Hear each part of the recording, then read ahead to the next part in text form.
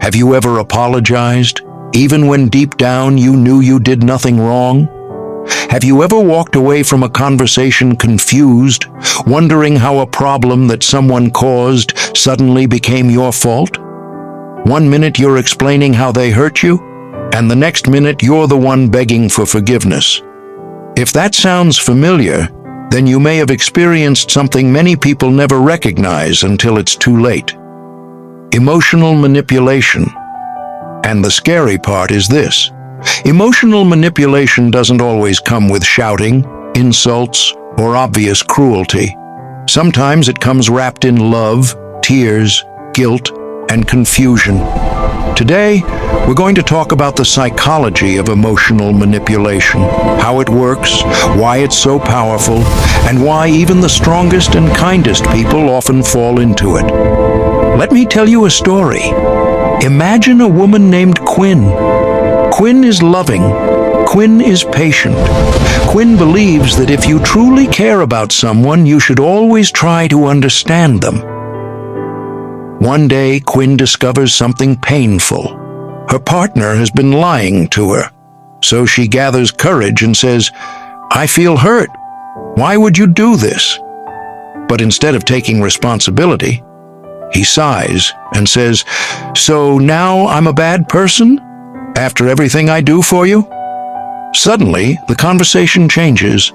Now Quinn is no longer talking about the lie. She is now defending herself for making him feel bad. He looks disappointed. He looks hurt. He even becomes quiet and distant.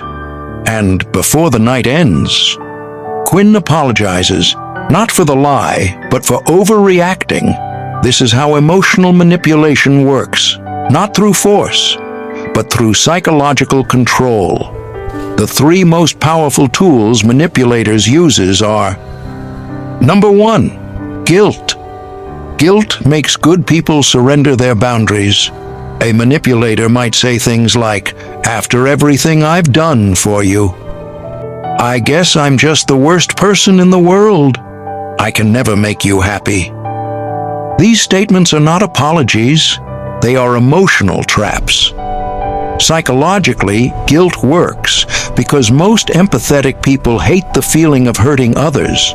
So instead of focusing on the real issue, you start trying to comfort the person who hurt you. The conversation stops being about accountability and becomes about protecting their feelings.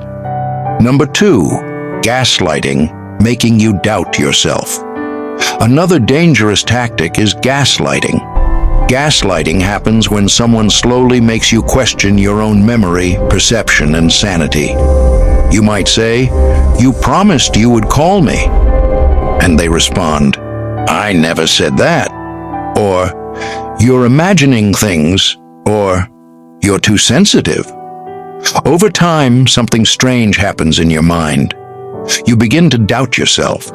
You replay conversations again and again, wondering, "Maybe I misunderstood.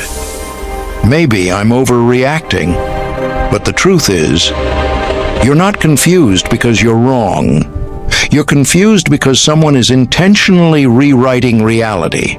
And when a person loses confidence in their own perception, they become easier to control.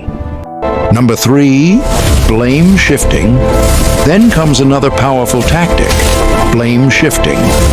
Instead of addressing their behavior, the manipulator redirects the spotlight back to you. For example, you say, "You hurt me when you said that." They respond, "Well, maybe if you didn't always nag me, I wouldn't react like that." Suddenly, the focus is no longer on what they did. Now the focus is on your flaws. Psychologically, this keeps you busy defending yourself instead of demanding respect. And slowly, you start believing that everything wrong in the relationship is somehow your fault. Now, this is why good people fall into it. Here is the painful truth. Emotional manipulation doesn't trap weak people. It traps good people. People who believe in forgiveness.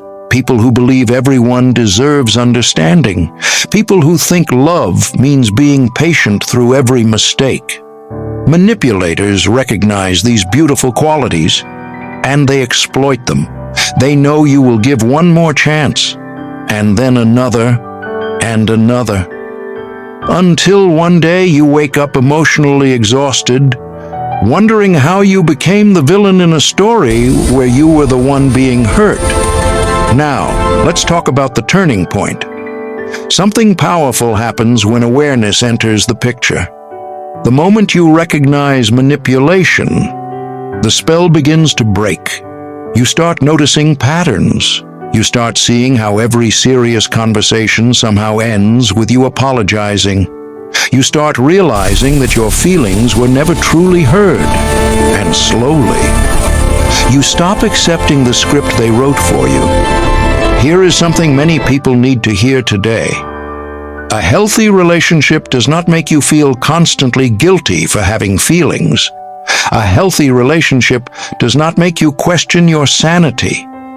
And love should never require you to shrink your voice just to keep the peace. Real love takes responsibility. Real love listens. Real love respects your pain instead of turning it into a weapon. So if you ever find yourself in a situation where every conversation leaves you confused, blamed, or apologizing for things you didn't do, pause, take a step back, and remember this powerful truth. You are not difficult for wanting respect, and you are not wrong for refusing to be emotionally manipulated.